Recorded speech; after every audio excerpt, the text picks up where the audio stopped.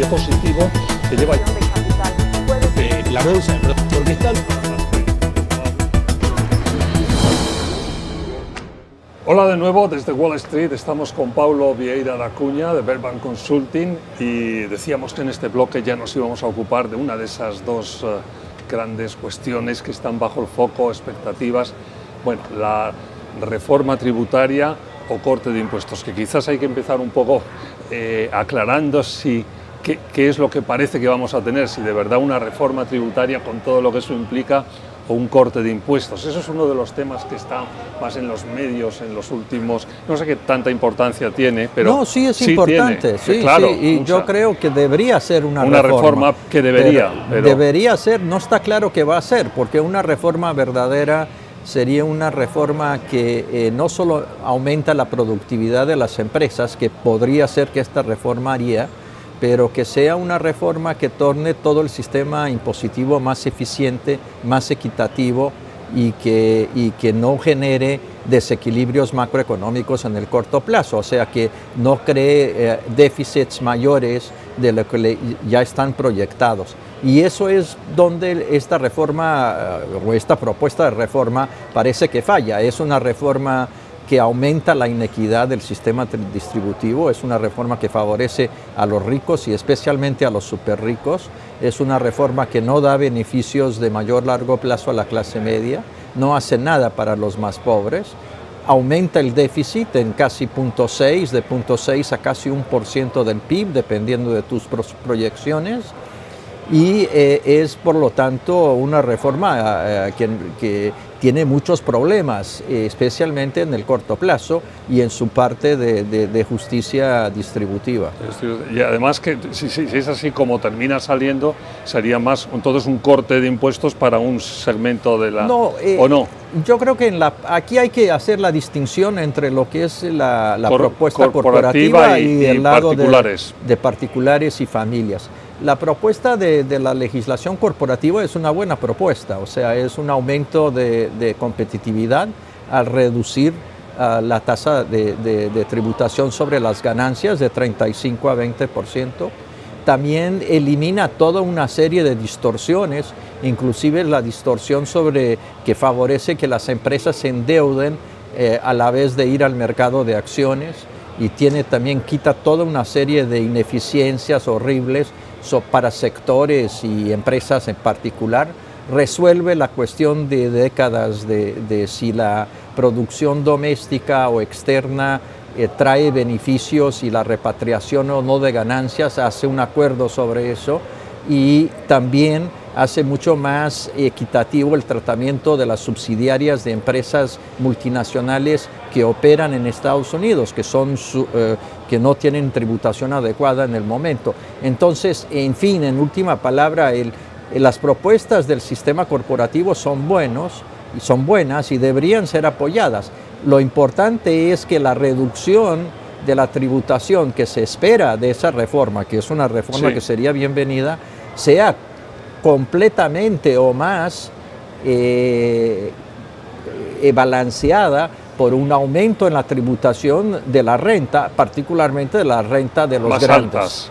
Entonces, claro, eso es lo que no está. Lo que no está. Y en el tema corporativo hay un punto que los analistas más críticos también con la parte corporativa dicen, bueno, es que el 35% es lo que está sobre el papel, pero lo que realmente pagan las empresas ahora mismo no llega ni siquiera al 20%, la media, ¿no?, de las más grandes. Sí, ahí es donde está. El sistema corporativo que existe hoy es tremendamente desigual, ¿no?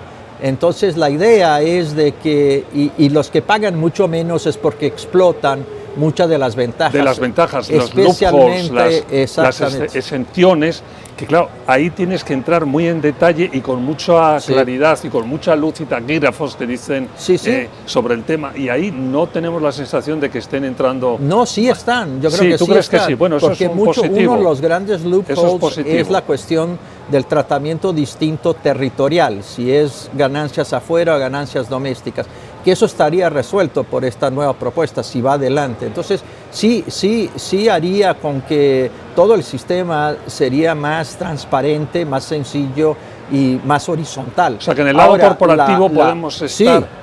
Ahora, la cuestión es que no hay necesidad de cortarlo de 35 a 20, se podría cortar de 35 a 25, por ejemplo. No hay evidencias de que esa diferencia sea muy grande y eso ayudaría mucho en términos del costo de la pérdida. Futuro del otro gran tema, que es el del incremento del déficit, ¿no? Exactamente. Se habla... y lo peor de la propuesta es del lado de las familias y de las personas. En el lado del déficit, que eso es curioso, o de la oportunidad de hacer ahora justo la reforma o el corte de impuestos, como lo queramos llamar. Durante un montón de años, en plena crisis, después del 2008, hemos estado con el foco puesto en que esto era necesario, hacía que... Sí. Pero el déficit era intocable, no se podía tocar, la deuda, vamos. Y ahora lo que dice la oficina del Congreso de Presupuesto es que es como lo que se puede aumentar en 10 años con esta reforma es 1,7 trillones, o sea, sí. 1,7 millones de millones, pero como que eso está... No se habla mucho del tema. ¿Hasta qué punto? No, al contrario, sí, se habla muchísimo. Se habla mucho. Yo creo que no se habla para los que la quieren pasar. Sí. Se habla mucho, como dice muy bien Paulo, y se critica mucho, por decir, no es el momento. Exacto. O sea, no es el momento de hacerlo. Sí, tú además has tenido un papel hace 4 días, o sea, sí. que diga yo que no se habla del tema, pero ¿cuál es un poco tu acercamiento ahí?